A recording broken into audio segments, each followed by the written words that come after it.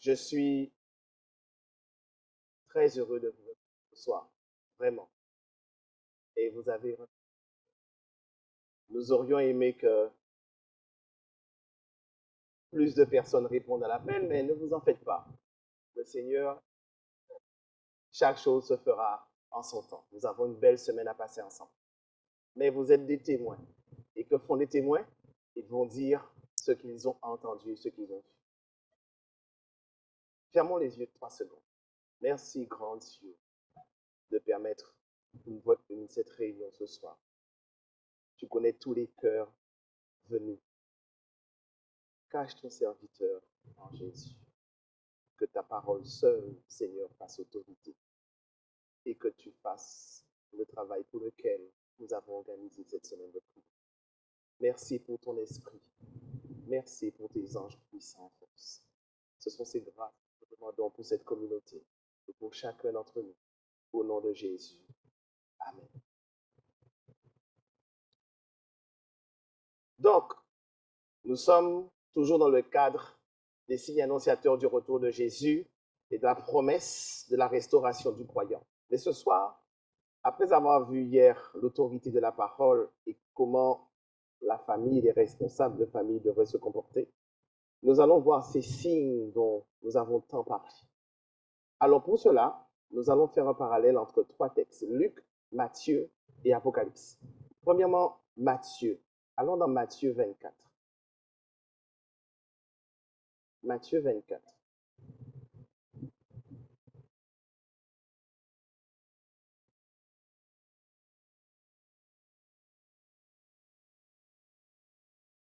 Matthieu 24, à partir du verset 29. Si vous y êtes, dites Amen. Aussitôt après ces jours, il nous raconte en fait à travers la destination de Jérusalem ce qui arrivera aussi à la fin du monde. Mais nous faisons un zoom sur les dérangements qu'il va avoir dans le ciel et aussi sur la terre. Aussitôt après ces jours de détresse, le soleil s'obscurcira, la lune ne donnera plus sa lumière, les étoiles tomberont du ciel et les puissances des cieux seront ébranlées. Voilà ce que dit Matthieu. Allons maintenant dans Luc 21. Nous venons de le lire. Luc 21. Que nous dit Saint Luc? Verset 25.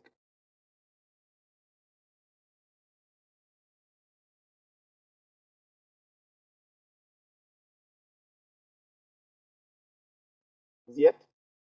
Il y aura des signes dans le ciel et dans la lune et dans les étoiles et sur la terre. Il y aura de l'angoisse chez les nations qui ne sauront que faire au bruit de la mer. Mais Luc nous dit quelque chose de particulier et nous reviendrons dessus tout à l'heure. Au verset 34, prenez garde, non, d'abord au verset 28. Quand ces choses commenceront à arriver, du moins quand nous verrons ces signes-là, qu'est-ce qu'il faut faire? Et lever la tête. Quand on lève la tête, c'est pour regarder où? Dans le ciel. Mais nous qui sommes, nous connaissons, nous sommes le peuple de l'Écriture. Quand nous regardons dans le ciel, nous regardons dans quel appartement? Dans le sanctuaire. Et dans quel appartement nous regardons? Le lieu très saint. Parce que vous savez qu'il y a une activité spéciale dans le lieu très saint. Nous allons voir ça. Donc, il faut regarder dans le lieu très saint. Parce que quelque chose en lien avec le lieu très saint et sur la terre sont en lien.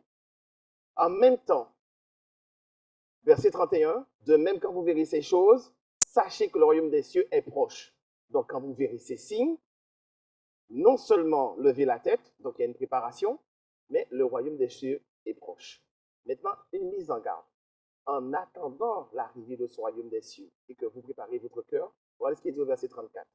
Prenez garde à vous-même de crainte que votre cœur ne s'apesantisse, s'attarde, s'arrête. Sur quoi? Les excès de manger, de boire, les soucis de la vie, et que le jour de l'Éternel vous vienne sur vous à l'improviste. Verset 36, veillez donc. Veillez, il y a donc une activité. Et priez. Travaillez, priez en tout temps afin que vous ayez quoi? Que Dieu vous communique la force d'échapper à toutes ces choses qui arriveront afin que vous paraissiez debout devant le Fils de l'homme. Maintenant, regardez ce que dit Apocalypse 6. Allons à Apocalypse 6.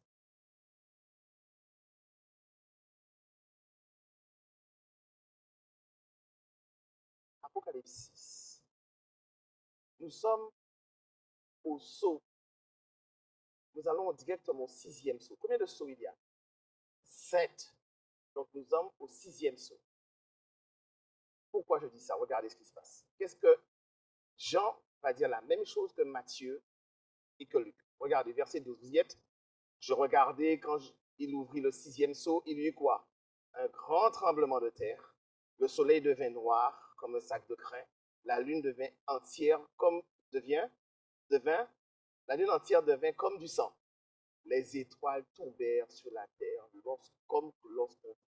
comme lorsqu'un figuier secoué par le vent violent jette ses figues par terre.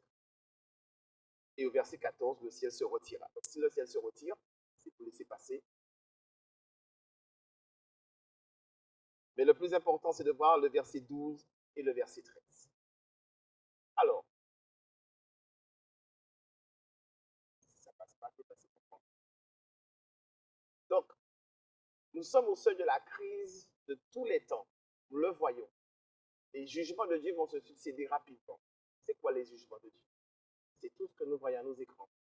Incendie, inondation, séisme, accompagné de guerre et effusion de sang. Quand une catastrophe arrive, c'est le moyen que Dieu utilise pour attirer l'attention de ceux qui connaissent les Écritures. Même lorsque les gens qui ne connaissent pas les Écritures, Dieu attire leur attention en leur disant ça, c'est fort et c'est douloureux, mais il y a quelque chose de plus fort et plus douloureux qui vous attend très vite. Il n'y a qu'une seule façon d'y échapper. Tournez-vous donc vers lui. Mais Dieu a toujours averti les hommes, afin que nous ne puissions pas dire je ne le savais pas. Où est-ce que Dieu avertit les hommes? Nous connaissons ces versets. Dieu avertit Noé. Vrai? D'une génération perverse, Dieu a dit à Noé, qui est un type de l'Église, entre dans l'arche, toi et ta famille, car je t'ai trouvé comment? J'ai trouvé ton cœur juste. Pour être juste, il faut être justifié par la foi. Et pour être justifié par la foi, il faut manger l'Écriture matin, midi et soir, afin que par la grâce de Dieu, nous produisions les œuvres d'obéissance. Voyant ces œuvres d'obéissance, la famille se calque sur vous, s'adapte au fil des années, l'épouse, tout le monde s'ajuste à la foi que vous avez. Donc Noé est entré.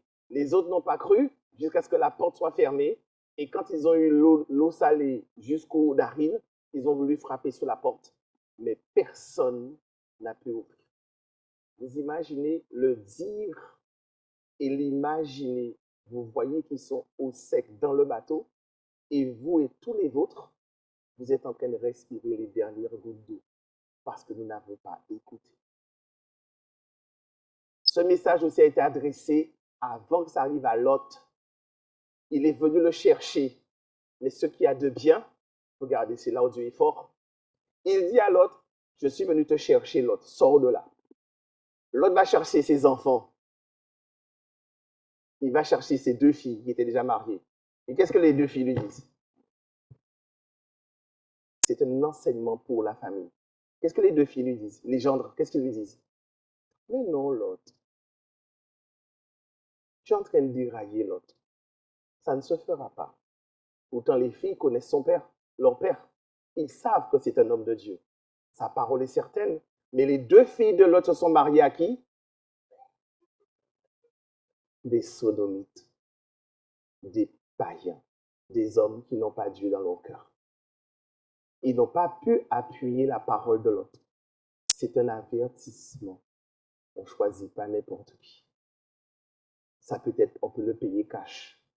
Quand il est revenu, Noé a tellement hésité qu'il a fallu que Dieu le saisisse et parte avec lui. L'autre, pardon, le saisisse et parte avec ses filles. On lui dit, va dans la montagne. C'est pour vous dire comment, même quand on est serviteur de Dieu, on a le cœur difficile. Et ça nous pousse à la réflexion pour comprendre quel est notre propre cœur. Dieu lui dit, va dans la montagne. Il dit, Seigneur, je vois une petite ville à côté. C'était quelle ville? Soar. Soar était prévu dans la destruction. Mais il lui a dit, à cause de toi, je ne détruirai pas. Autrement dit, je ne sais pas combien de milliers d'habitants avec Soar, mais ces millions de personnes doivent la vie à une personne. Est-ce que Dieu est fort? Ça veut dire que nous sommes, je ne sais pas, 150, 200? Pour 2, 3 personnes assises là, Dieu fait grâce à toute la salle. Vous avez pensé à ça? Dieu fait grâce à nous tous à cause de la droiture de 2 ou 3 personnes, voire une. Amen. Je ne veux même pas savoir qui c'est. À cause de la droiture de cœur, Dieu étend sa grâce sur toute la salle afin qu'il parvienne à cette droiture comme cet homme. De toute façon, on ne peut pas cacher les fruits de la droiture. On sent, on voit à peu près qui se bat pour rester droit. Ces détails ne sont pas rien, mes amis. C'est un enseignement pour notre vie. Ensuite, les disciples, on leur a dit, quand vous verrez l'armée venir à Jérusalem, sortez de là. Seuls ceux qui ont étudié les Écritures, ceux qui ont méprisé les prophéties, il y a eu suffisamment de pieux qui sont passés à travers leur corps. Et il paraît que, je crois que c'est le programme des collégiens ou des lycéens, lorsque l'armée romaine passait, ils n'arrivaient même pas à passer entre les croix tellement il y avait de morts. Il y a un tableau de ça en Italie, où la destruction de Jérusalem. Et les cours, les rues étaient remplies de sang parce qu'ils avaient empalé tous les juifs, du plus petit jusqu'au plus grand. Vous vous souvenez qu'ils avaient dit que leur son sang retombe sur nous et nos enfants? Ça s'est accompli à la lettre. Quand Dieu avertit, ce n'est pas une parole en l'air. Ça se fera que l'on croit ou que l'on ne croit pas. Et qu'est-ce qu'il nous dit aujourd'hui? Sortez de ce monde, de la mode, de ce que vous voyez, de ce que vous entendez comme musique, de ce que vous touchez comme nourriture, comme boisson. Tenez-vous à l'écart afin de ne pas mourir trop tôt. Parce que quand Dieu nous donne des interdits, c'est pour qu'on ne puisse pas mourir prématurément. Et qu'on ait suffisamment de vie pour annoncer l'espérance à des personnes afin qu'ils ne meurent trop tôt. Et il nous dit, sortez de ce système parce que mes fléaux vont atteindre ce système. Donc, si la parole s'est déjà exécutée dans le passé, je dois donc avertir, prendre ça au sérieux car ça arrivera certainement. Est-ce que ça arrivera dans un passé lointain? Nous allons voir ça. Tout dépendra des signes. Ainsi, attends, juste reviens en arrière. En arrière. C'est juste pour la dernière phrase. En arrière, avec le curseur, voilà. Nous sommes avertis, nous aussi, maintenant, de la seconde venue du Christ et de la destruction qui doit s'abattre sur ce monde. Ceux qui prennent compte de l'avertissement seront sauvés. Ceux qui prennent compte de l'avertissement seront sauvés. Ceux qui prennent sans plaisanterie, mais comme dans le passé, leur plaisanterie sera leur lot. Tu peux aller. Vas-y, vas-y. Alors, vous connaissez ça. C'est le fondement de la foi adventiste. Les 2300 soirées matin qui partent de 457 jusqu'à 1844. Oui, tu peux cliquer. Et dans cette période de temps, il s'est écoulé suffisamment de choses déterminantes pour nous qui sommes parvenus à la fin des temps. Vas-y, vas-y, vas-y. Il y a des dates qui correspondent aux 3 chapitres que nous avons lus. Matthieu 24, Luc 21 et Apocalypse 6. Vas-y, vas-y. Voilà. Essaie de mettre le curseur sur 1700. Non, 1700.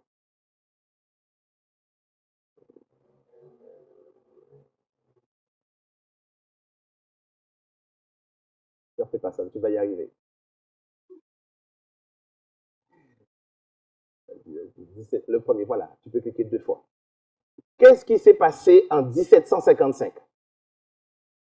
En 1755, il y a toujours eu des tremblements de terre, vrai?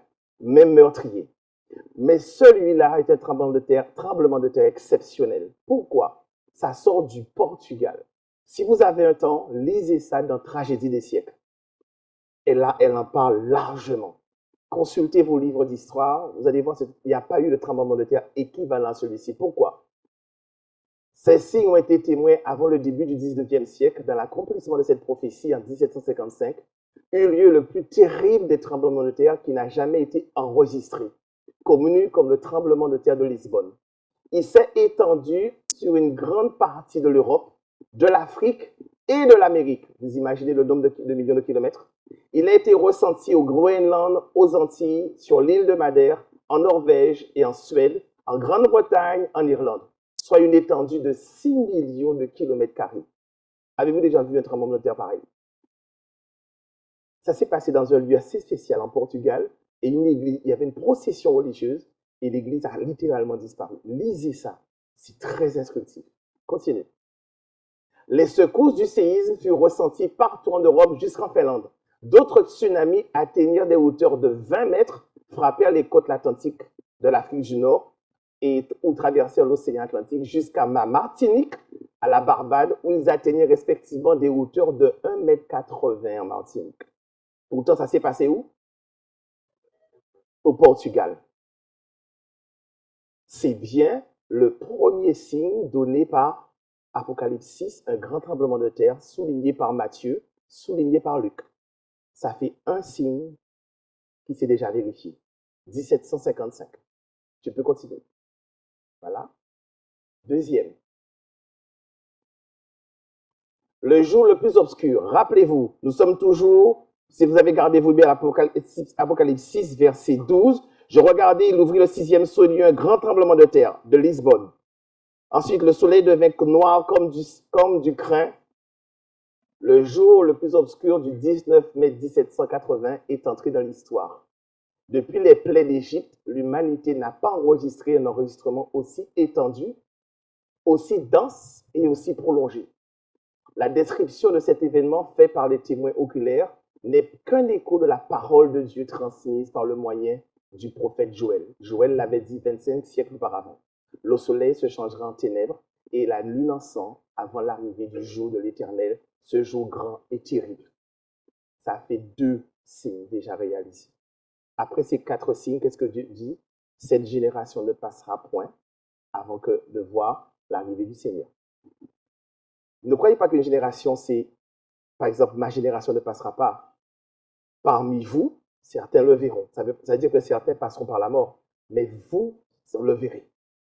Il me dit, bah, lequel? Vous le verrez. Continue. Mais dans ces jours, après cette détresse, on comprendra pourquoi je dis, vous le verrez.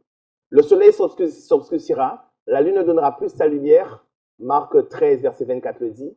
Les 1260 années prirent fin en 1798. Rappelez-vous, Dieu dit, il va raccourcir les temps, sinon même les élus seraient perdus. Donc, s'il raccourcit d'un quart, les persécutions s'arrêtèrent en 1773. C'est important de savoir ça.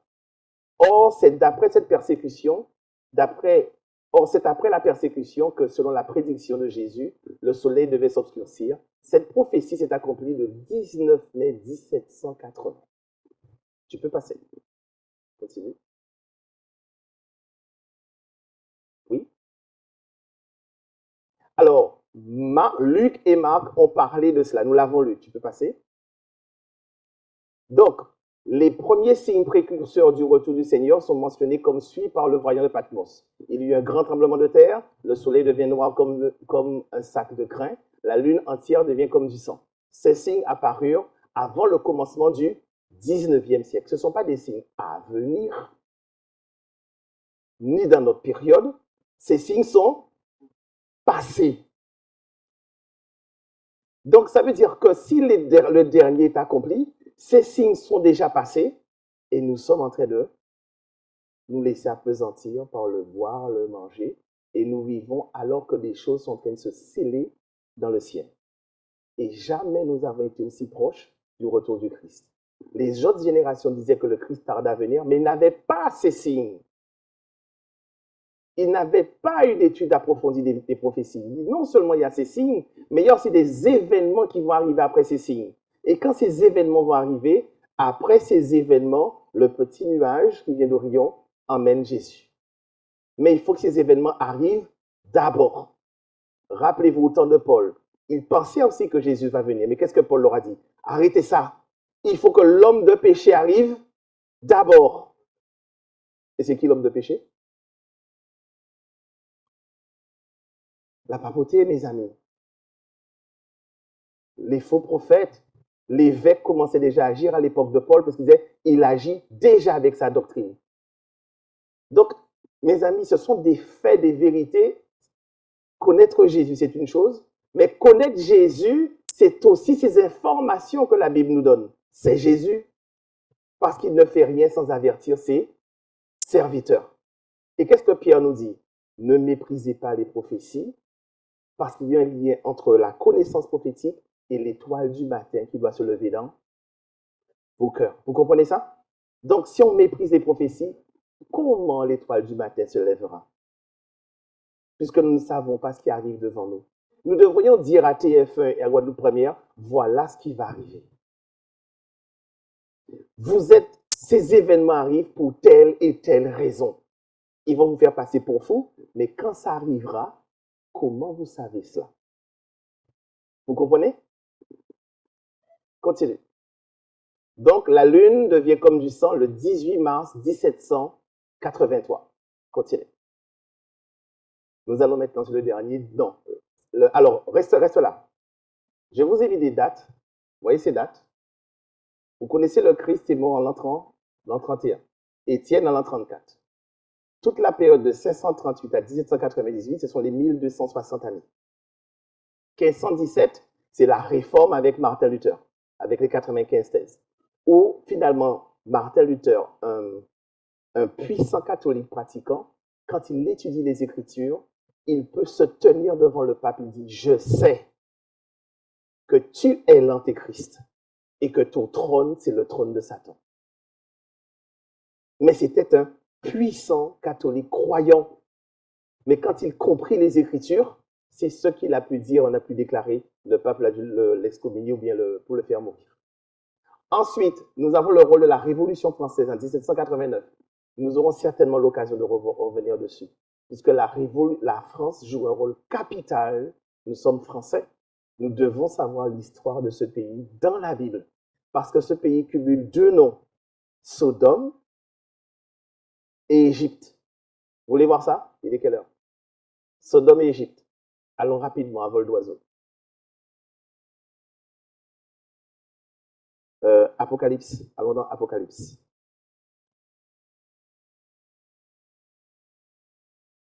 Apocalypse.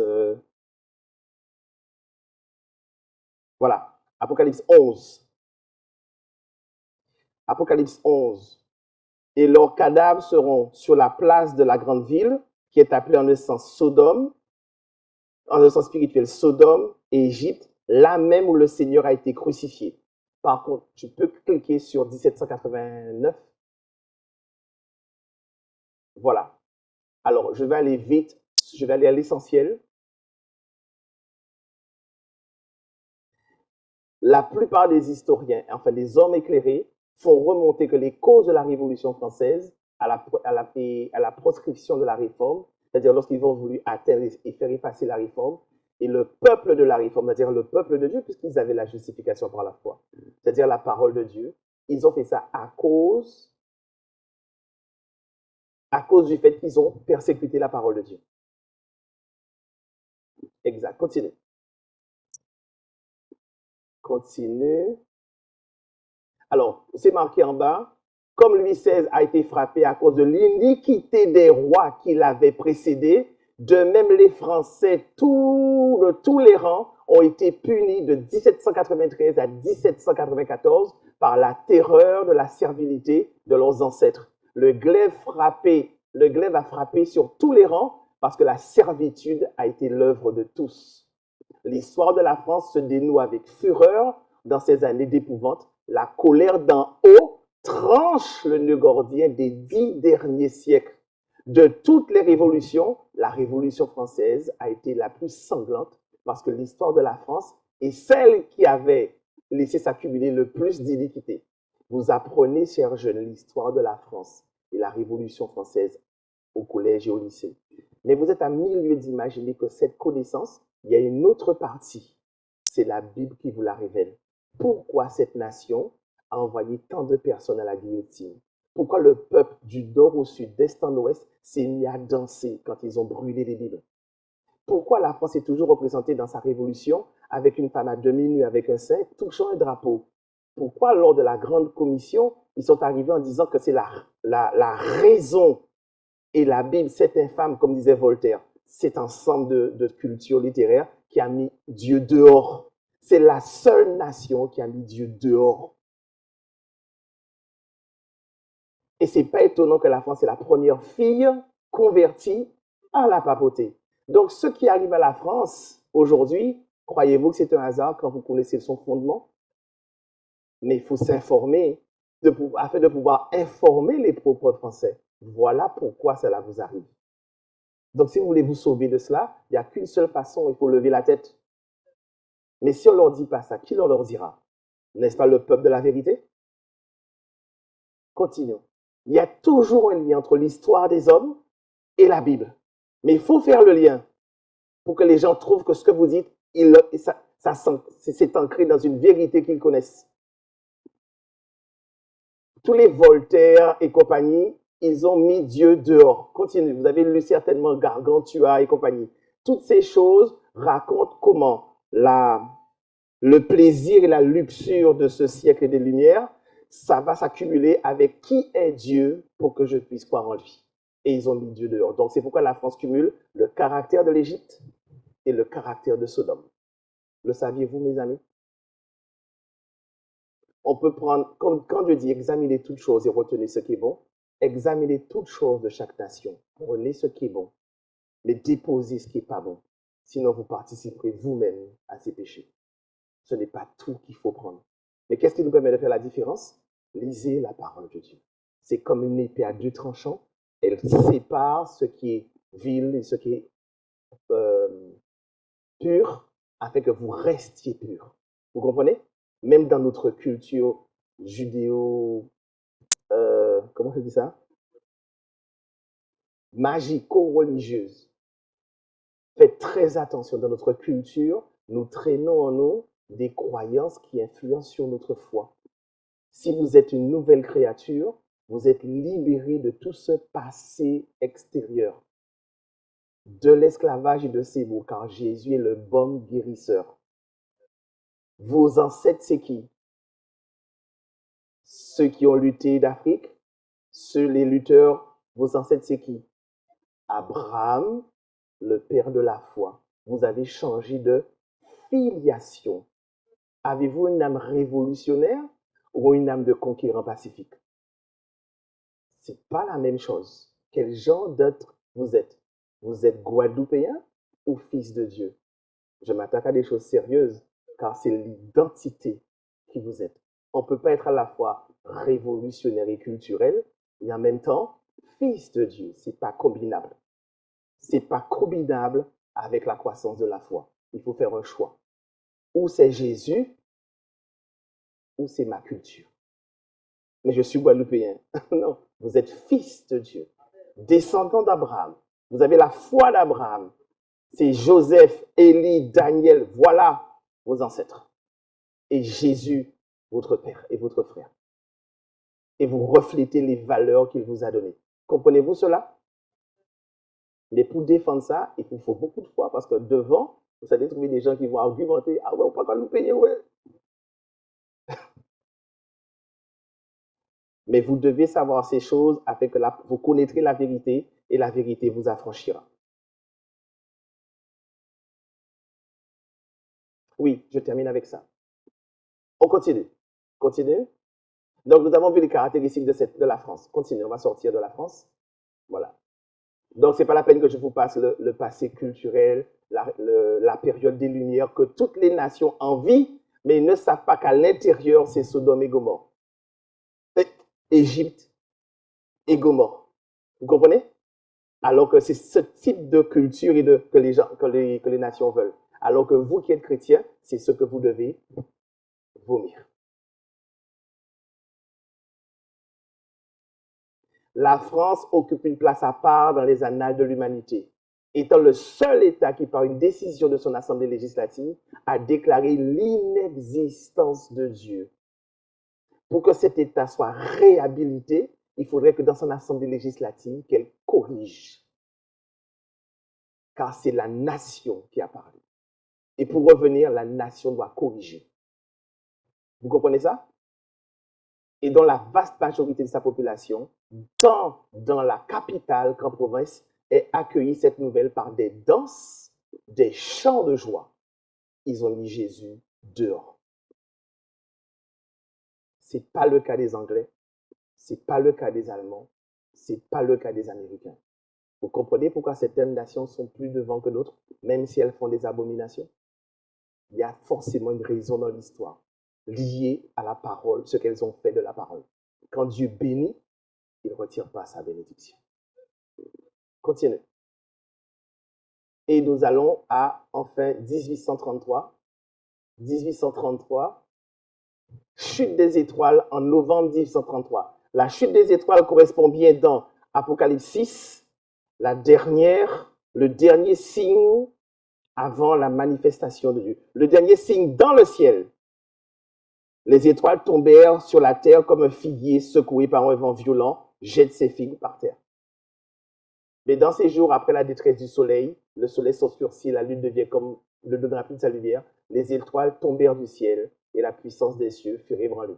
Le 19e siècle témoigne de la stupéfaction des habitants. Dans la nuit du 12 au 13 novembre 1833, les milliers de météores avaient envahi le ciel. L'événement a donné la naissance à l'astronomie météorologique, futura science. Continue.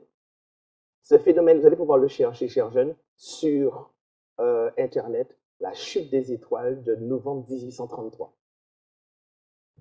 Il y avait plus de 10 à 100 000 météores qui tombaient à l'heure. C'est un spectacle grandiose.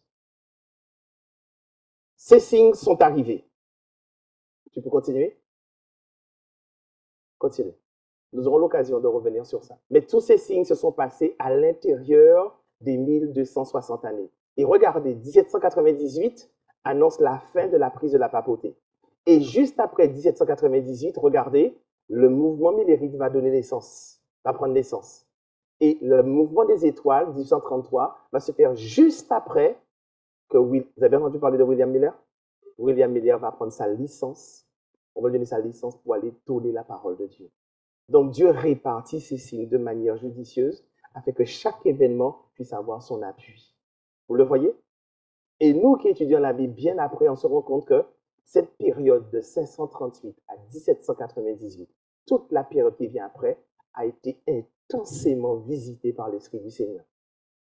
Et si ces gens ont cru par la foi, ben, nous devons aussi regarder leur histoire afin de pouvoir nous aussi vivre, avoir la foi qu'ils ont eue. Parce qu'ils ont su sortir, vendre tout pour attendre le Seigneur le 22 octobre 44. Il faut avoir une sacrée dose de foi pour vendre l'entreprise tout et attendre le Seigneur. Et rien ne se passe. Et revenir demander aux gens que vous avez dit, ah, il n'est pas revenu alors. Mais écoutez, il n'est pas revenu. Je veux bien avoir un travail. Vous pouvez me donner un travail parce que nous n'avons plus rien. Ah, il n'est pas venu prendre ils ont travail. Vous imaginez ce qui s'est passé dans la tête de ces gens? Mais pour ceux qui ont gardé la foi, l'Éternel leur a permis de guérir cette blessure. En leur faisant comprendre, en fait, je ne venais pas sur la terre, mais je passais du lieu saint au lieu très saint. C'était une erreur d'interprétation, mais le calcul était juste. Vous devez être fondé dans ces choses parce qu'on vous demandera raison de votre foi. Pourquoi vous êtes adventiste et non pas autre chose? Vous allez devoir pouvoir retracer votre histoire et pouvoir le dire aux enfants. Vous avez besoin de connaître des dates, mais voilà d'où ça sort. Voilà ce que Dieu a fait. Quand Jésus a rencontré les hommes sur le chemin d'Emmaüs, qu'est-ce qu'il a fait? Il n'est pas remonté depuis Moïse. Donc, il y aura les disciples. Qu'est-ce qu'ils ont fait? Depuis Moïse, et ils retracent. Mais si vous mettez ça dans un coin, le Saint-Esprit va faire remonter ces choses. Et vous n'allez pas vous inquiéter de ce que vous allez avoir à dire, car quand vous serez dans les tribunaux, vous allez ouvrir la parole, la bouche, pour pouvoir restituer tout ce que vous avez stocké. Car la parole de Dieu ne peut pas rester cachée. Elle ramènera pour pouvoir faire ce pourquoi vous l'avez envoyé. Toucher les cœurs de ceux-là même qui vous méprisent dans le tribunal, afin que certains soient touchés et donnent le cœur à Dieu. Donc, même lorsque vous serez persécutés, vous allez pouvoir toucher les cœurs à Dieu. L'Éternel est très fort. On continue. Ainsi, par les prophéties, l'avenir nous est dévoilé. Nous avons vu que les signes se sont déroulés. Tremblement de terre, soleil, lune devient comme du sang et les étoiles sont tombées. 4 signes majeurs dans le ciel. L'avenir nous est dévoilé aussi clairement qu'il l'était pour les disciples, grâce aux paroles du Christ. Comment allait être détruit Jérusalem. Les événements liés à la fin des temps d'épreuve et l'œuvre de préparation au temps de trouble nous sont clairement présentés. Vrai, mes amis? Mais les multitudes n'ont pas plus de connaissance de ces importantes vérités que si elles n'avaient jamais été révélées. Vous mesurez ça? Moi, quand je lis ça, ça me donne des frissons et ça me fait peur. Je dis, Seigneur, ces choses sont passées et je suis en train de mener ma petite vie, alors que si c'était vrai pour les disciples, vrai pour Noé, vrai pour l'autre, donc ça veut dire que si je dors, je connaîtrai le même sort que ces gens-là. On avait vu que Dieu ramène le passé où? Dans mon présent. Il n'y a rien de nouveau sur le soleil. Tout ce qui leur est arrivé pour nous servir d'exemple, afin que ça naisse quoi dans notre cœur? L'espérance. Donc la connaissance de ces choses est fondamentale pour que je sache comment orienter ma vie et de savoir, ça s'est passé, donc devant moi, j'ai très peu de temps pour pouvoir changer mon caractère. Donc je ne peux que m'atteler, je ne peux que m'attacher à la parole afin que par la grâce de Dieu, je lui implore, Seigneur, change mon cœur. L'Éternel s'occupera de votre compte, de votre loyer. L'Éternel s'occupera de tous les conflits que vous avez. Mais vous avez un objectif. Ne laissez pas la journée passer sans que la grâce de Dieu se soit attaquée à un trait de caractère. Car le caractère prend du temps pour changer. Et aucun mauvais trait de caractère n'ira au ciel. Vous le savez ça, mes amis?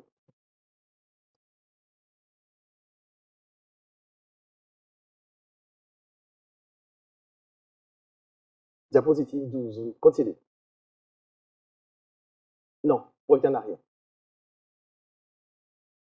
Alors, pourquoi les multitudes dorment? Pourquoi les multitudes dorment? Nous avons vu dans Apocalypse 21, ils s'appesantissent sur le manger, boire et les préoccupations de la vie. Il y a suffisamment de choses laides dans les informations qui se passent en cet instant, suffisamment de violence dans notre propre pays pour que nous soyons suffisamment angoissés et préoccupés, et ça ne donne pas envie de lire les Écritures, parce que nous avons peur même pour sortir.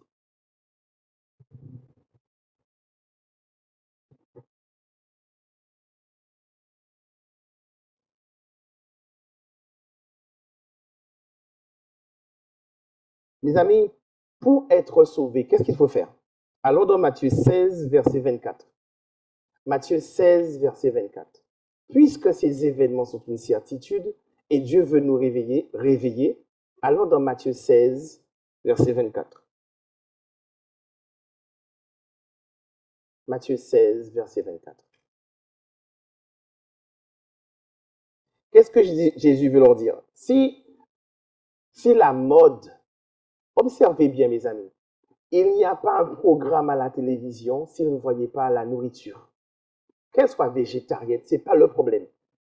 Manger et boire revient souvent.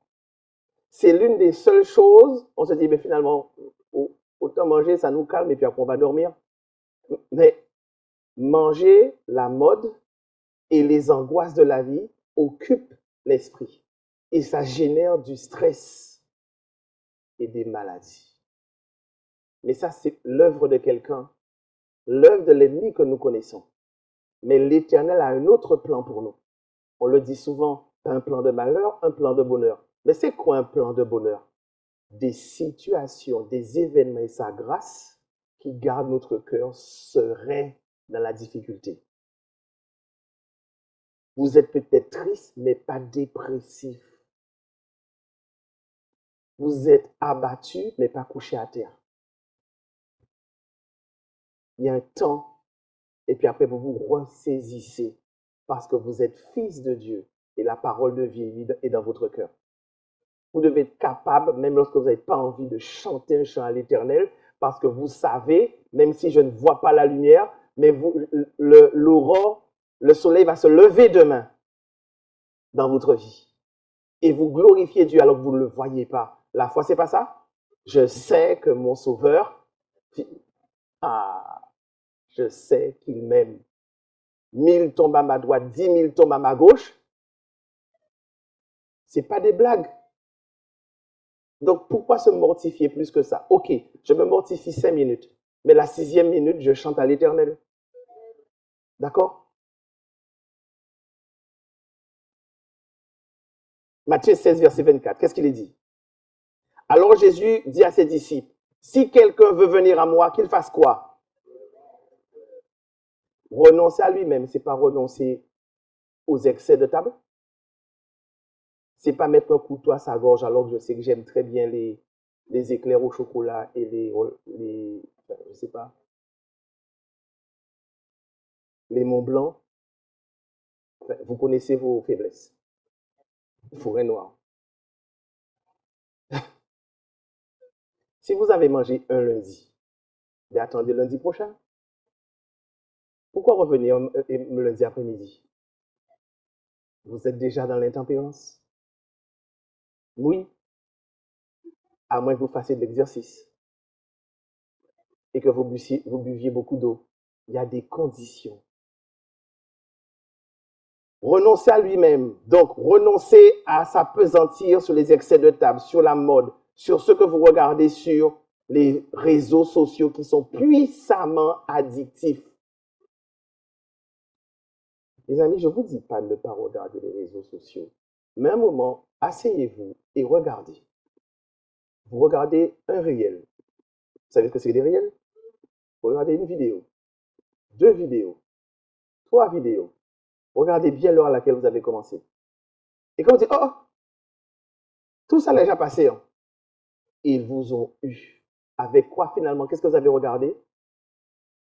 Violence gratuite, sensualité, la vie des gens qui sont en décadence.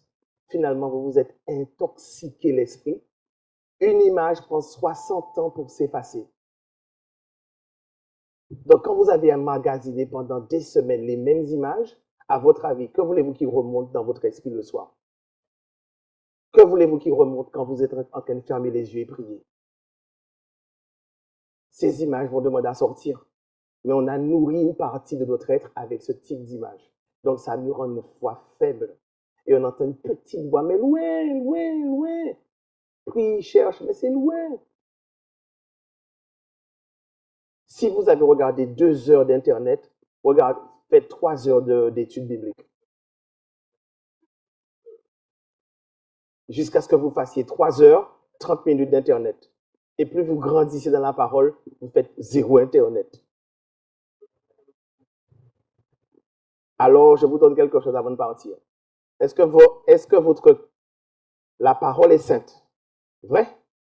Vous avez mis la parole dans votre portable. Vrai? Votre portable est saint. Comment vous pouvez regarder des réels sur votre portable? Juste à côté de l'application biblique et votre chant hymne et louange. Les amis, on ne se moque pas de Dieu. Vous avez déjà vu que le saint et le profane vont ensemble? Et le pire, vous emmenez ce portable à l'église après avoir regardé 2-3 réels bien. Vous comprenez ce que je dis? Faites un choix. Soit vous prenez un portable pour l'éternel, c'est un portable saint, et vous avez un portable pour le monde. Mais ne mélangez pas les choses. Ou je vous exhorte plus, éliminez les choses, ne les regardez pas. Et si vous mettez l'application de l'éternel, ne regardez pas ces choses.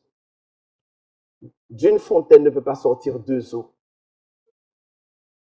C'est où vous regardez la parole de l'éternel et les citations de l'esprit de prophétie, ou en même temps vous regardez les choses du monde. Vous ne pouvez pas avoir une foi forte. Et quand l'ennemi vient vous donner un croc en jambe, comment vous allez résister? Vous allez tomber de tout votre être sur le sol.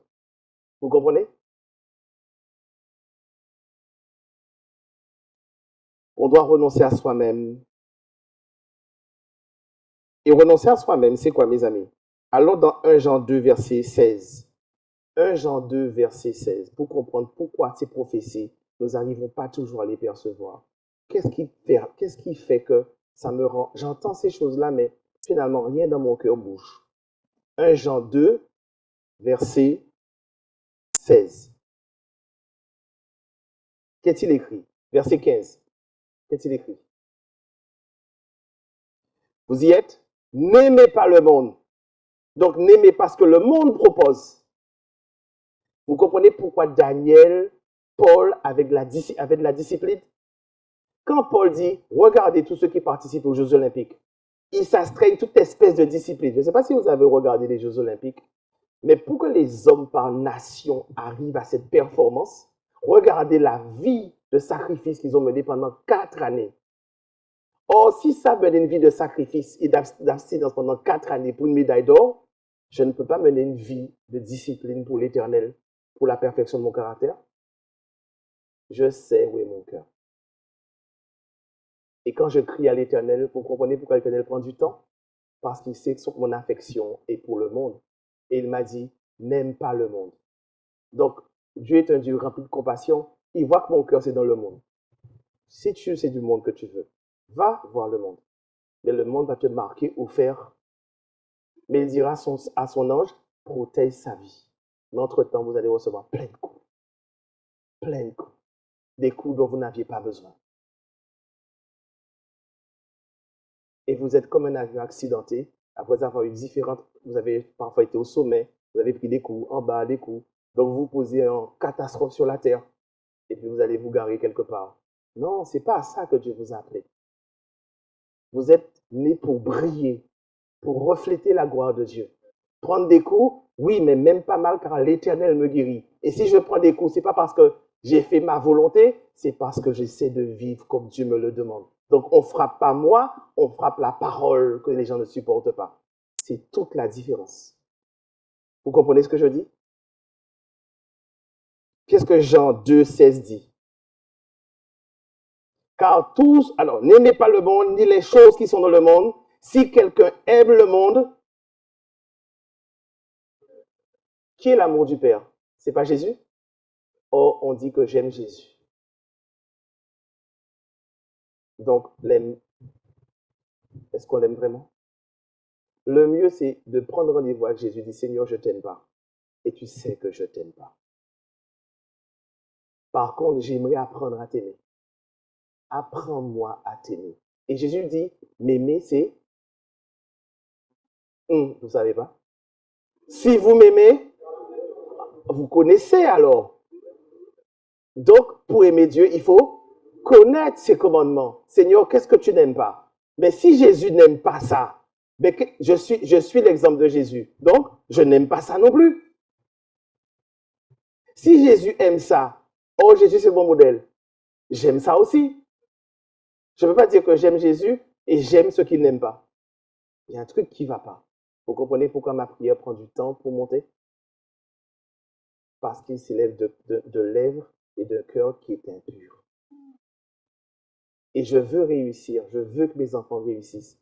Je veux qu'on m'aime pour ce que je suis. Mais je ne me prends pas moi-même au sérieux en me disciplinant ma vie.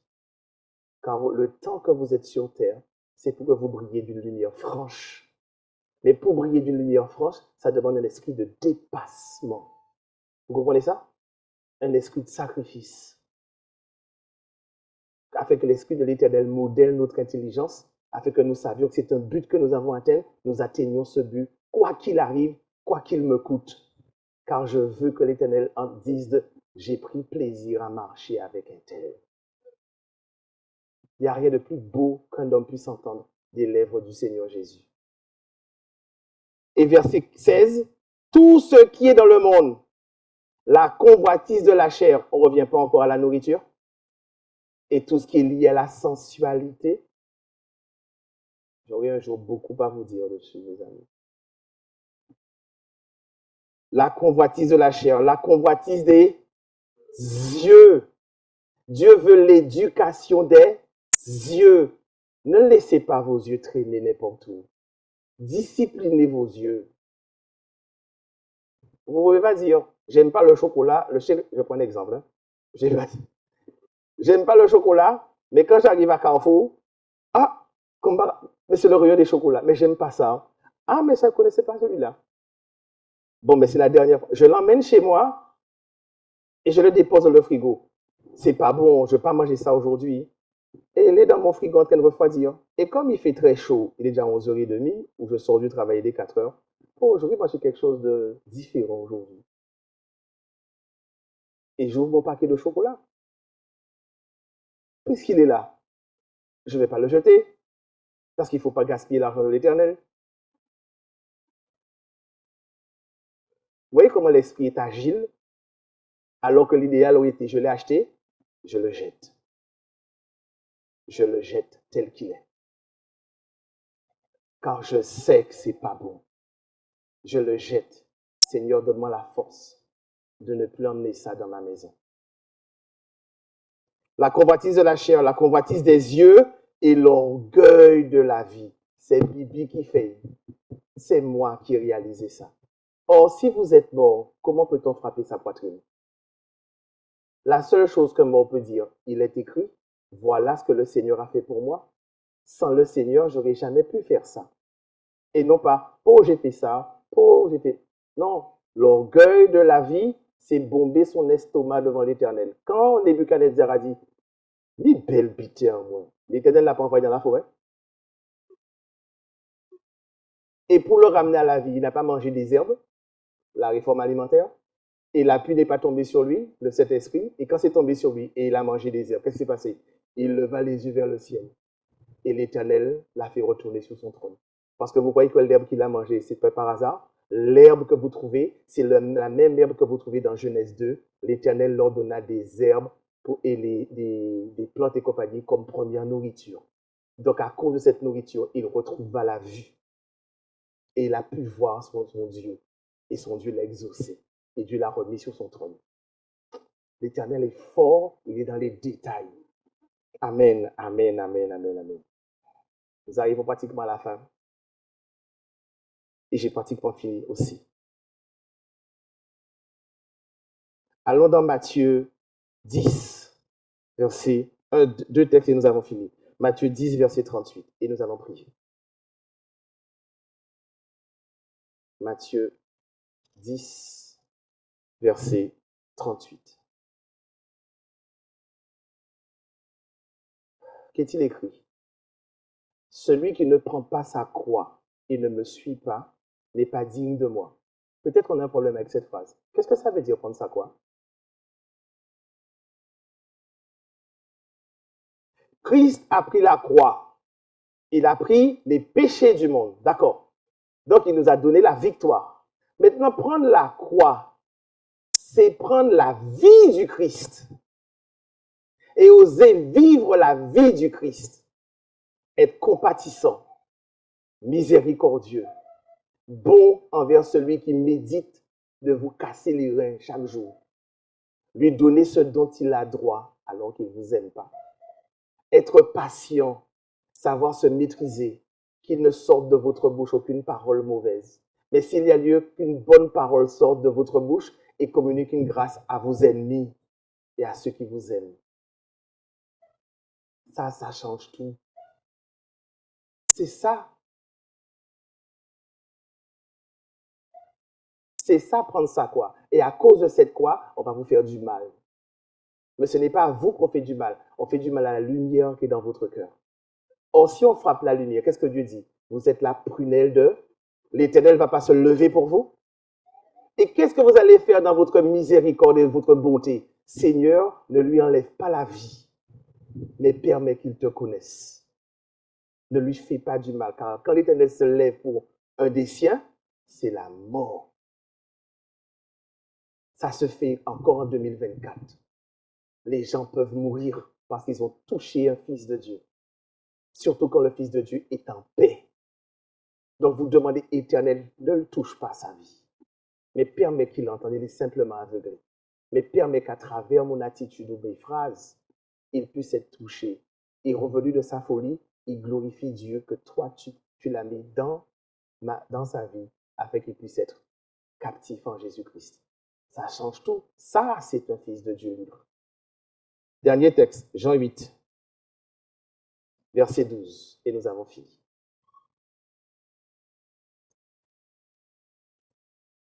Jean 8, verset 12. Jésus leur parlait et leur dit, je suis la lumière du monde. Donc, si j'ai pris ma croix, j'ai résolu de suivre Christ. Donc, celui qui me suit ne marchera jamais dans les ténèbres, mais il aura. Et quel genre de fruits il va produire? Des fruits de lumière, pas des fruits des ténèbres. Nous avons vu que les signes sont une réalité. Maintenant, devant cette réalité, Dieu vient chercher des gens qui sont résolus à le chercher. Et il n'y a qu'une solution, il faut renouer avec la parole de l'Éternel, afin que l'Éternel réinvestisse mon cœur et qu'il y ait sa parole, son amour et sa bonté, afin que désormais, dans mon attitude, ne puisse transpirer que ce qui est juste et pur. C'est pas facile, mais la grâce nous a été donnée. C'est pas pour ça? On donne à ceux qui persévèrent. Le croyez-vous, mes amis? Qui croit que Dieu est capable de vous faire cela?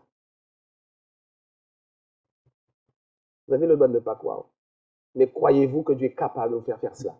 Alors, si vous croyez que Dieu est capable de vous faire cela, j'ai oublié de vous dire, euh, dans tout ce qu'on fait, il y a des anges enregistreurs. Et quand vous avez levé la main, ils ont enregistré, un tel a levé sa main. Et ils sont partis près du trône, dire un tel a levé sa main. Et il est sûr que l'Éternel va le faire. Ce n'est pas une blague, mes amis. Quand vous levez vos mains, soyez conscients, c'est un acte grave. Car vous avez dit devant Dieu, devant ses anges, je crois que l'Éternel est capable de changer mon cœur. Qu'est-ce qui manque? Qu'est-ce qui manque? Qu'on se mette debout et qu'on chante l'Éternel est bon. Amen. Au nom de l'Éternel.